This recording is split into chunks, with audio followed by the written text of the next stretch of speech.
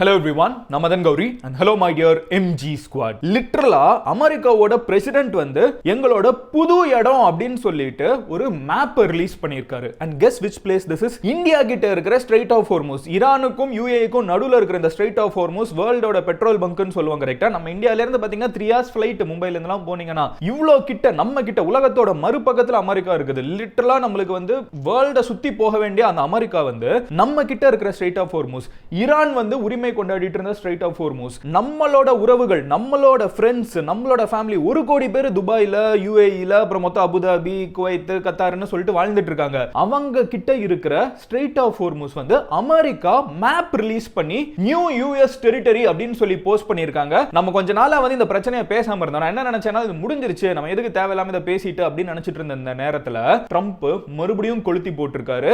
இப்போ இவ்வளவு நாள் அமெரிக்கா என்ன சொல்லிட்டு இருந்தாங்க, ஈரான் கிட்ட அணு ஆயுதம் போயிடக்கூடாதுன்னு தான் எங்களோட கோல்னு சொல்லிட்டு இருந்தாங்கல்ல. இப்போ அமெரிக்காவோட புது கோல் என்ன தெரியுமா? ஸ்ட்ரெயிட் ஆஃப் ஹோர்முஸ், வேர்ல்டோட பெட்ரோல் பங்க்னு சொல்லப்படக்கூடிய உலகத்தோட one of the costliest area. இது வந்து ஒரு ஒரு ஒரு பொட்டல் கடங்க ஃபுல்லா வந்து கடல் தான், ஓகேவா? ஒரு 39 கிலோமீட்டர் ஸ்ட்ரெச். ஆனா இந்த இடம் வழியா தான் உலகத்துல இருக்கக்கூடிய அவ்வளோ more than 20% of fuel, energy, petrol, diesel, gas எல்லாம் போயிட்டு இருக்குது. ஸோ இதை கண்ட்ரோல் பண்றவனுக்கு அவ்வளோ பணபலம், அவ்வளோ சக்தி, அவ்வளோ பவர் எல்லாமே இருக்குது. ட்ரம்ப் என்ன சொல்றாரு, இதை நாங்க கைப்பற்றிட்டோம் அப்படின்னு டிக்ளேர் பண்ணிருக்காரு. என்ன நடந்துட்டு இருக்கு அப்படிங்கறத நான் உங்ககிட்ட டீடைலா சொல்றதுக்கு முன்னாடி நம்ம சேனலை சப்ஸ்கிரைப் பண்ணாதவங்க சப்ஸ்கிரைப் பண்ணிடுங்க. அப்போதான் இந்த மாதிரி வேர்ல்டு ஃபுல்லா நடக்கக்கூடிய முக்கியமான விஷயங்கள் மெயின் ஸ்ட்ரீம் மீடியால மிஸ் ஆனா கூட உங்களால டெய்லி 10 நிமிஷத்துல தெளிவா தெரிஞ்சுக்க முடியும். எனிவே, பேக் ஸ்டோரி என்ன அப்படின்னு பாத்தீங்கன்னா, நம்ம வந்து இதை ரெகுலரா ஃபாலோ பண்ணிட்டு இருந்த டைம் கண்டிப்பா எல்லாருக்குமே தெரிஞ்சிருக்கும். சோ அப்ப வந்து கடைசியா நம்ம பார்த்த மிகப்பெரிய நியூஸ் என்ன, பாகிஸ்தான் வந்து உள்ளுக்குள்ள புகுந்து நான் பண்றேன்டா பஞ்சாயத்து அமெரிக்காவுக்கும் ஈரானுக்கும், நான் வந்து உலகத்துல வந்து அமைதியை கொண்டு வரேன்னு சொல்லிட்டு யாரு, நம்ம பாகிஸ்தான் வந்து திடீர்னு புரட்சி கொடி எடுத்துட்டு அமைதிக்கான புறாவை வந்து பறக்க விட்டுட்டு இருந்தாங்க. அண்ட் ஆஸ் யூஷுவல் பாகிஸ்தான் வந்து ஆரம்பிச்ச ஒரு விஷயத்துல they have failed in it. ஓகேவா? எண்ணம் நல்லதா இருந்துச்சு, பட் அவங்கள வந்து ஈரான் வந்து நம்ப முடியலன்னு நிறைய பாயிண்ட்ல சொல்லிட்டாங்க. ஈரான் என்ன நினைக்கிறாங்கன்னா, பாகிஸ்தான் வந்து டபுள் கேம் விளையாடுறாங்க. டபுள் கேம்னா ஈரானுக்கு ஃபேவரா, அது டபுள் கேம் தான் விளையாடணும், நியூட்ரலா பேச்சுவார்த்தைக்கு. ஆனா ஈரான் என்ன ஃபீல் பண்றாங்கன்னா, பாகிஸ்தான் வந்து அமெரிக்காவுக்கு ஃபேவரா நிறைய விஷயத்தை புஷ் பண்றாங்கன்னு சொல்லிட்டு இந்த பீஸ் டாக்ஸ் வந்து நின்னு போயிடுச்சு. பாகிஸ்தான் மேக்ஸிமம் என்ன பண்ணாங்கன்னு பாத்தீங்கன்னா 60 days டைம் வாங்கி கொடுத்தாங்க. அமெரிக்காவுக்கும் ஈரானுக்கும் 60 நாள் டைம் பா. 60 நாள் ரெண்டு பேரும் சண்டை போட்டுக்க கூடாது, இந்த 60 டேஸ்க்குள்ள எப்படியாவது பேச்சுவார்த்தை நடத்தி போற நிறுத்திடுங்கன்னு சொல்லிட்டு 60 days கொடுத்தாங்க. அந்த 60 days ரீசன்ட்டா முடிஞ்சிருச்சு. ஓகேவா? பிஃபோர் ஃபியூ டேஸ் முடிஞ்சிருச்சு.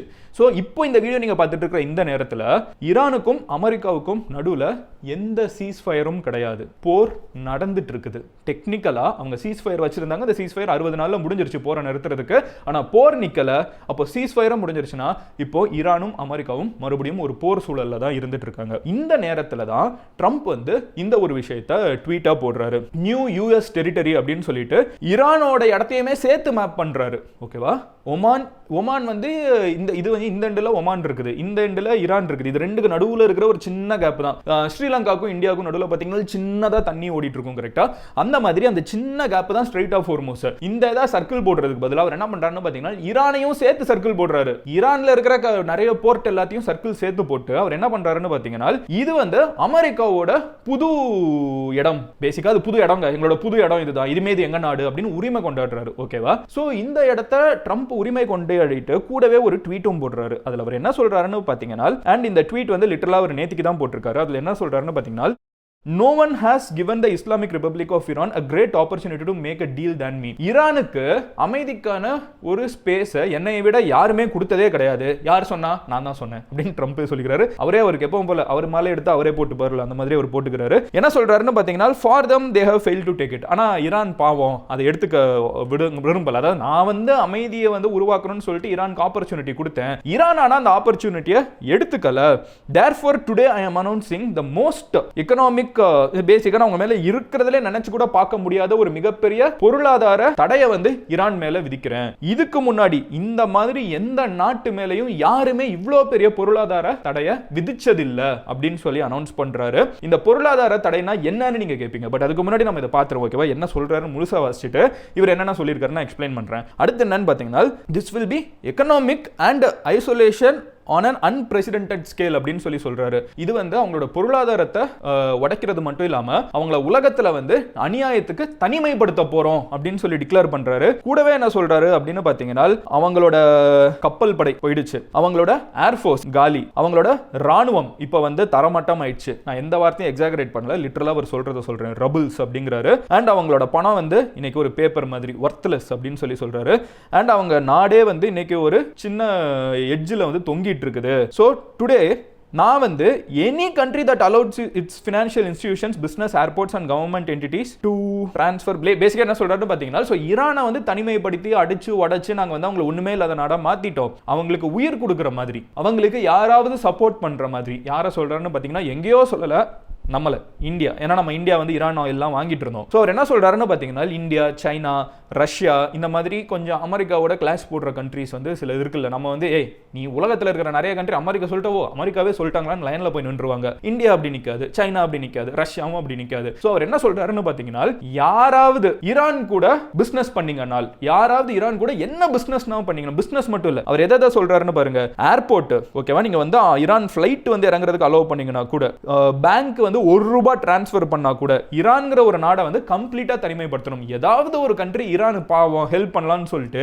பேசிக்கான ஒரு பிசினஸ் நீங்க பண்ணீங்கன்னா கூட அந்த நாடு வந்து அமெரிக்காவோட பிசினஸ் பண்ண முடியாது அப்படிங்கிற மாதிரி சொல்றாரு. ஓகேவா, பயங்கரமான கான்சிக்வன்சஸ் இருக்கும், எதிரொலி இருக்கும் அப்படிங்கிறாரு.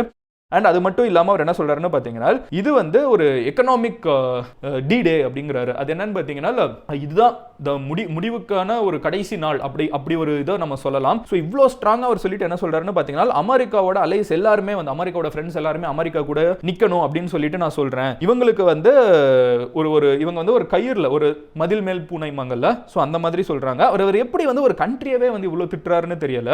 அவர் யூஸ் பண்ற வேர்ட்ஸ் எல்லாம் வந்து எனக்கு வந்து ஒரு எப்படி ஒரு நாட்டையே ஒரு நாட்டோட பிரசிடென்ட் இப்படி திட்டுறாருங்கிற மாதிரி இருக்கு. அந்த மாதிரி நிறைய தப்பான வார்த்தைகள்லாம் யூஸ் பண்றாரு, பைத்தியக்காரங்கிறாரு, என்னெல்லாமோ சொல்றாரு. சொல்லிட்டு அவர் என்ன சொல்றாருன்னு பாத்தீங்கன்னா, இந்த ஹிஸ்டாரிக் மெஷர்ஸ் எல்லாம் வந்து அவங்கள வந்து என்னைக்குமே வந்து வளர விடாது, அவங்க என்னைக்குமே வந்து அவங்க நினைச்சது எதையுமே பண்ண முடியாத அளவுக்கு நாங்கள் நிறுத்தி வச்சிடுவோம், ஈரான் வந்து என்னைக்குமே வந்து அணுசக்தியை வந்து கையில் எடுத்துடவே கூடாது, இதுக்கு வந்து நன்றி எல்லாருக்கும், thank you for your attention to this matter, president J Trump அப்படின்னு சொல்லி சைன் பண்றாரு. பேசிக்கா ட்ரம்ப் என்ன சொல்றாருன்னு பாத்தீங்கன்னா, இதுக்கப்புறம் வந்து ஒரு ஆகஸ்ட் 14 வந்து ஒரு பிரஸ் மீட்ல வேற அவர் என்ன சொன்னாருன்னு பாத்தீங்கன்னா, இது முடிஞ்ச உடனே நாங்க வந்து ஸ்ட்ரைட் ஆஃப் ஹோர்முஸ் எடுத்துருவோங்கிறாரு. பேசிக்கா ஸ்ட்ரைட் ஆஃப் ஹோர்முஸை ட்ரம்ப் வந்து போய் ஆக்கிரமிக்கல. ஆனா ட்ரம்ப் என்ன சொல்றாருன்னு பாத்தீங்கன்னா, இந்த இடத்தை ஆக்கிரமிச்சிடுவோம் அப்படிங்கறத சொல்றாரு.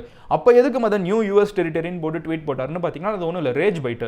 சும்மா ஏதாவது ஒருத்தங்க வந்து நம்ம வேணும்னே வந்து வம்புலுக்கிறதுக்கு ஏதாவது பண்ணுவோம்ல, ஒருத்தங்க சும்மா வம்புலுக்கிறதுக்கு பண்ணுவோம்ல, அந்த மாதிரி தான் பண்ணியிருக்காரு. பட் அதை அவர் சீரியஸா ஃபாலோ அப் என்ன சொல்றாரு, உண்மையிலேயே நாங்க வந்து இதெல்லாம் முடிஞ்சதுக்கு அப்புறம் ஈரான் வந்து ஒண்ணுமே இல்லாம போயிடும், அப்போ இந்த ஸ்ட்ரெயிட் ஆஃப் ஹோர்முஸை வந்து அமெரிக்கா கண்ட்ரோல் பண்ணிடுங்கிறாரு. அண்ட் ட்ரம்போட பாஸ்ட் ஆக்டிவிட்டி பார்த்தோம்னால் ட்ரம்ப் பண்ணக்கூடிய ஆள் தான் இது. ஓகேவா, ஸோ அமெரிக்கா வந்து ஏசியாவில் இருக்கக்கூடிய one of the costliest richest இடம் அப்படின்னு பார்த்தீங்கன்னா ஸ்ட்ரெயிட் ஆஃப் ஹோர்முஸ் தான். இதை வந்து பல வருஷமா ஈரான், ஒமான், யுஏஇ, அத்தனை 7 எமிரேட்ஸ், அப்புறம் வந்து சவுதி, எந்த பிரச்சனையும் இல்லாமல் அதை ரன் பண்ணிட்டு இருந்தாங்க.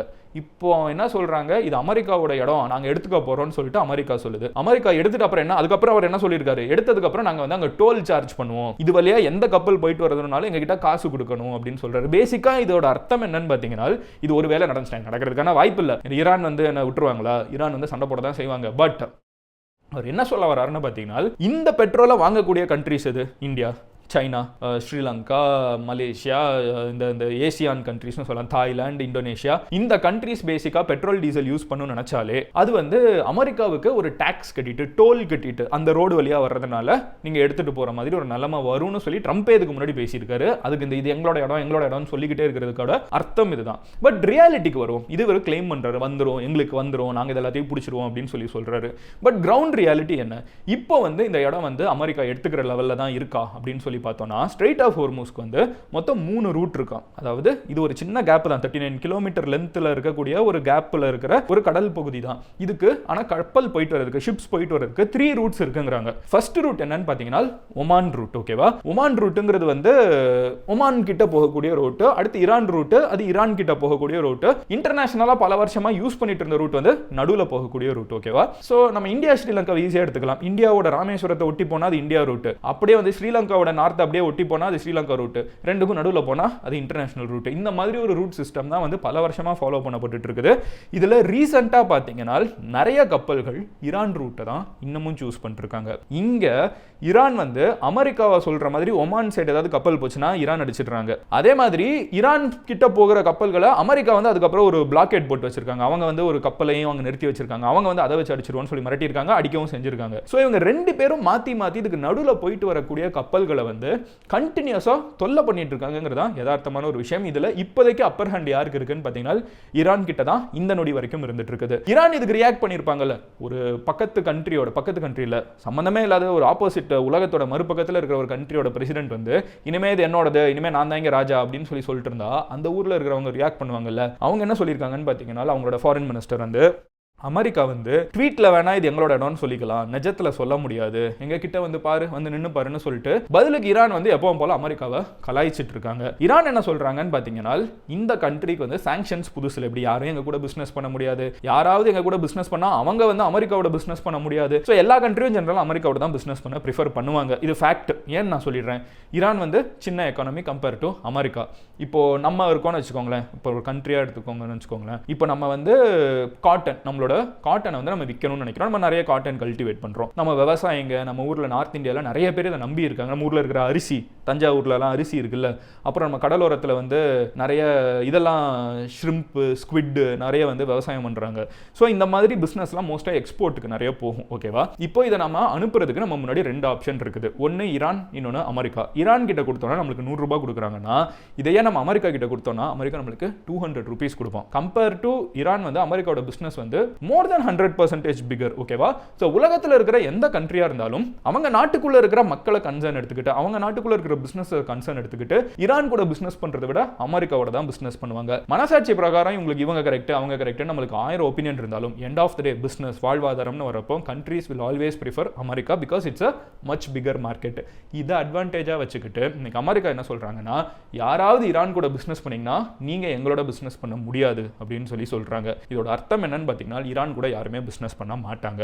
ஒரு கண்ட்ரியோட யாருமே பிசினஸ் பண்ணலனா என்ன ஆகும்? இங்க ஒரு எக்ஸாம்பிளுக்கே எடுத்துக்கோங்களேன். ஒரு வீடு இருக்குது. ஓகேவா? அந்த வீட்டில் இருந்து இப்போ உங்க வீடே எடுத்துக்கோங்களேன். உங்க வீட்டில் வந்து அப்பா அம்மா வேலைக்கு போவாங்க, நீங்களே கூட வேலைக்கு போகலாம், சம்பாத்தியம் வரும், நீங்க போய் செலவு பண்ணுவீங்க. இது ப்ராப்பர் ஃபங்க்ஷனிங் ஹோம். இன்னொரு வீடு இருக்குது. அந்த வீட்டை விட்டு யாருமே வெளியே வர மாட்டாங்க, அந்த வீட்டுக்குள்ளேயும் யாரும் போக மாட்டாங்க. அந்த வீட்டுக்கு அப்போ எப்படி தான் இன்கம் இருக்கும்? மேக்ஸிமம் என்ன பண்ண முடியும்? வீட்டுக்குள்ளேயே 4-5 மரத்தை வச்சு அதில் வர பழம் காயை சாப்பிட முடியும். அதை தாண்டி வாழ்க்கைங்கிறது என்னது? அதுக்குள்ள முடிஞ்சு போயிடுது. பிசினஸே இல்லாம ஒரு மாதிரி பிரச்சனை ஆயிடும்ல. இந்த நிலைமையை ஒரு கண்ட்ரியா யோசிச்சு பாருங்க. Massive scale. இது எக்ஸாக்ட் கம்பேரிசன் கிடையாது, பட் தோராயமா சொல்றேன், ஒரு சின்ன குழந்தைக்கு எக்ஸ்பிளைன் பண்ற மாதிரி சொல்றேன். இது ஒரு கண்ட்ரி லெவல்ல மேசிவ் ஸ்கேல்ல யோசிச்சு பாருங்க. அந்த கண்ட்ரி எப்படி எந்த கண்ட்ரி கூடயும் பிசினஸ் பண்ண முடியாம எவ்வளவு பொருளாதார பிரச்சனைக்குள்ள போயிடுவாங்க, எங்க இந்த ரெவென்யூ வரும், எப்படி சம்பாதிப்பாங்க, எதுவுமே சம்பாத்தியம் இல்லைன்னா எப்படி அந்த கண்ட்ரி வந்து முன்னோக்கி போக முடியும், எப்படி வளருவாங்க, how will they have growth? எதுவுமே இருக்காது. கரெக்டா சயின்டிஃபிக் அட்வான்ஸ்மெண்ட்ஸ் இருக்காது, டெக்னாலஜி உள்ளுக்குள்ள போகாது, அவங்க கண்டுபிடிக்கிறது வெளியே தெரியாது. ஸோ இது வந்து ஒரு ஐசோலேஷன். நார்த் கொரியாவை இதுதான் அமெரிக்கா பண்ணாங்க. இப்போ அதே விஷயத்தை ஈரானுக்கு பண்ணுவோம்னு சொல்லி அமெரிக்கா பேசிட்டு இருக்காங்க. பேசிக்கா அமெரிக்காவோட லாஜிக் என்னன்னு பார்த்தீங்கன்னா, இதை கண்டினியூஸா பண்ணிக்கிட்டே இருந்தோம்னா ஈரான் வந்து காலி ஆயிடும், ஆட்சி கவிழ்ந்துரும், நம்ம உள்ள நகர்ந்து போய் இந்த strait of Hormuz America control எடுத்துக்கிட்டு டோல் போட ஆரம்பிச்சு உலகத்தில் யார் பெட்ரோல் டீசல் வாங்கினாலும் அதுக்கு காசு, எஸ்பெஷலி ஏஷியா சைடு எவன் வாங்கினாலும் நம்ம பில் போட்டு நம்ம சம்பாதிக்கலாம் அப்படின்னு சொல்றது தான் அமெரிக்காவோட ஸ்கெட்ச். ஸோ இதுதான் இப்போதைக்கு அங்கே நடந்துட்டு இருக்குது. லிட்டரலா அமெரிக்காவோட பெசனட் அப்படிங்கிறவர், அவர் யாருன்னு பார்த்தீங்கன்னா யூஎஸ் ட்ரெஷரி, ஸ்காட் பெசனட்ங்கிறவர் United States secretary of the treasury, அவங்க நாட்டு பொருளாதாரத்தை பார்த்துக்கிறவர்னு நினைக்கிறேன். ஸோ அவர் என்ன சொல்றாருன்னு பார்த்தீங்கன்னா, ஈரானை வந்து இது உடச்சிரும், ஈரான் வந்து காலி ஆகுறதுக்கு இதுதான் ஃபைனல் ஸ்டெப், அவங்க கூட யாருமே பேசக்கூடாதுன்னு உலக அளவில் அவங்களை தனிமைப்படுத்த போறோம், இது உள்நாட்டில் இருக்கிறவங்களுக்கே பிடிக்காம அந்த அரசாங்கத்தை கவுத்திடுவாங்க, அமெரிக்கா ஜெயிச்சிடும், இதுதான் எங்களோட அந்த பிரம்மாஸ்திரம் அப்படின்னு சொல்லி பேசியிருக்காரு.